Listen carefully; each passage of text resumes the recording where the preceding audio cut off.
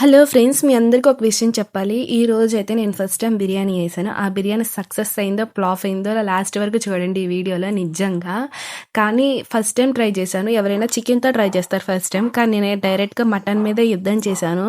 కానీ మీరే చూడండి, నాకు అంత ప్రాసెస్ తెలీదు. కానీ నా స్టైల్‌లో నేను చేశాను. కానీ ఇంత పర్ఫెక్ట్‌గా వచ్చిద్దని నేను అస్సలు అనుకోలేదు.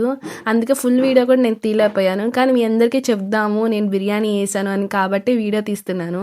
ఇంకా మీరు చూసే ఉంటారు కదా! ఎంత పర్ఫెక్ట్‌గా, ఎంత నీట్‌గా వస్తదని నేను అస్సలు అనుకోలేదు. నిజంగా చెప్తున్నాను. సక్సెస్‌ఫుల్‌గా నేను బిర్యానీ అయితే వేశాను. ఇంత నీట్‌గా ఫస్ట్ టైమ్ అయినా ఇంత పర్ఫెక్ట్‌గా వేస్తామని నేను అనుకోలేదు. అప్పుడే అర్థమైంది నాకు. ఏదైనా మనస్ఫూర్తిగా, ఇష్టంతో, ప్రేమగా వండితే ఏ ఫుడ్ అయినా మనకి రానిదైనా గానీ పర్ఫెక్ట్‌గా వచ్చిద్దని అనుకున్నా. నాకు పెళ్లి కాకముందు పెళ్లయినాక కొత్తలో అన్నం వండటం కూడా రాదు. కానీ ఇప్పుడు బిర్యానీ చేసే లెవెల్‌కి ఎదిగిపోయాను నేను.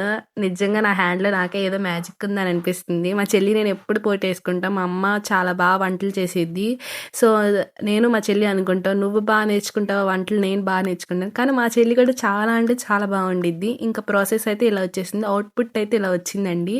టేస్ట్ ఎలా ఉంటదా అని భయపడ్డా. కానీ టేస్ట్ అయితే వేరే లెవెల్, నిజంగా హోటల్ స్టైల్ టేస్ట్ వచ్చింది. మీలో ఎవరికైనా ఈ బిర్యానీ ఫుల్ రెసిపీ కావాలనుకుంటే కామెంట్ చేసేయండి. అలాగే చూడ్డానికి కూడా బావుందనుకుంటే కూడా కామెంట్ చేయండి. నిజంగా మటన్ బిర్యానీ అబ్బా! టేస్ట్ అసలు సౌండే వేరేలా ఉంటది. కానీ ఇంక తింటే ఎలా ఉంటదో మీరే ఆలోచించండి. Thank you friends. Bye bye.